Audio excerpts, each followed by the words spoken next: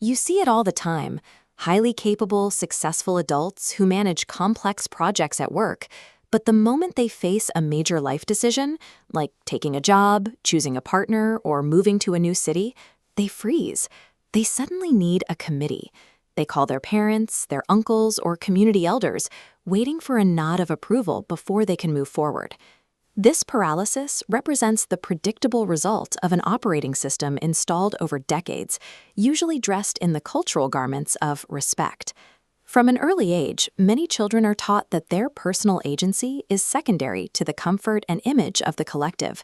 This diagram shows how that operating system is built. When you are a child, you are completely biologically dependent on your caregivers. That total dependence gives the caregiver total power. As a child grows, that dynamic should branch into guided agency, but very often power goes unexamined, and it routes directly into permanent control. Down this path, control is maintained by redefining normal developmental milestones. When a child begins to individuate, when they ask a logical question or set a natural boundary, that input is immediately intercepted. It gets labeled disrespect.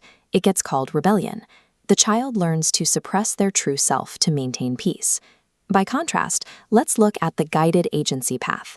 This represents genuine respect, what the Yoruba tradition refers to as omovalai. True respect is spacious. It teaches the river how to flow without flooding the village, rather than just building a dam. It honors a child's boundaries and gives them the required room to fail, respond, and grow. Building a dam is easier than guiding a river, but a dammed river eventually stagnates. The anxiety and paralysis seen in adults is the predictable, engineered result of a dam-building philosophy that prioritizes absolute compliance over human competence. The tightest mechanism of this control is usually financial.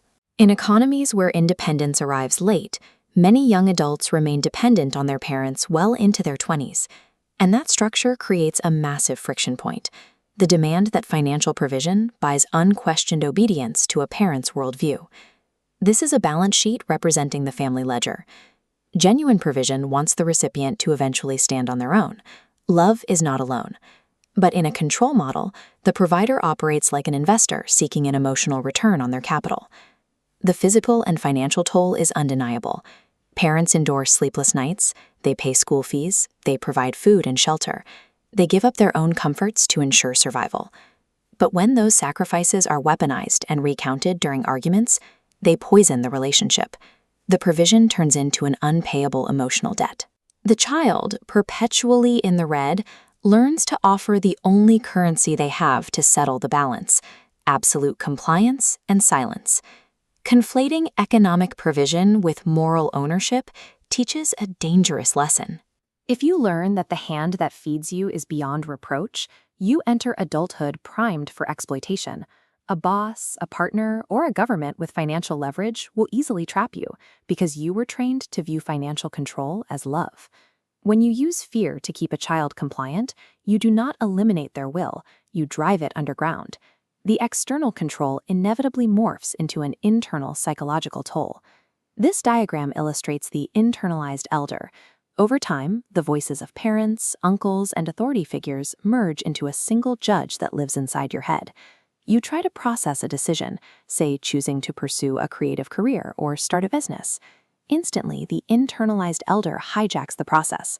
It uses ancestral warnings, deep-seated guilt, and the fear of failure to paralyze you. It reminds you of your place, forcing you to abandon your authentic thought before you even take a physical step. Reclaiming your mind requires identifying this pop-up for what it is: outdated software. You have to consciously recognize the loading screen of guilt, pause, and manually restart your system to recover your actual voice. Let's practice this right now. Pause the video. Take a piece of paper and write down one pending decision in your life. Next to it, explicitly write down the exact warning the internalized elder is shouting at you. Isolate that voice and name it. Setting a boundary against this conditioned voice will cause turbulence. You will likely face accusations of betrayal or hear the claim that you were given too much freedom. Enduring that storm is difficult. It is also the exact necessary work to ensure you do not transmit this trauma to the next generation. The ability to make your own choices is a muscle. Because that muscle was deliberately kept in a state of atrophy under the guise of protection, Reclaiming your agency starts with small, deliberate flexes. This animation shows how that muscle is built.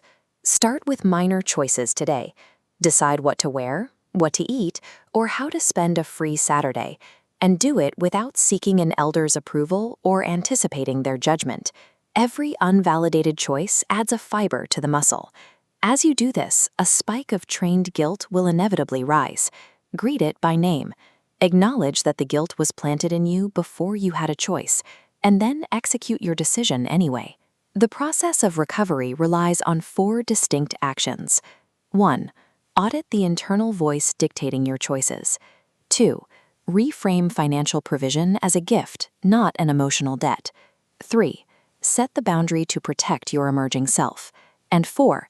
Flex the responsibility muscle daily through small actions. Setting these boundaries triggers intense friction for those accustomed to total control.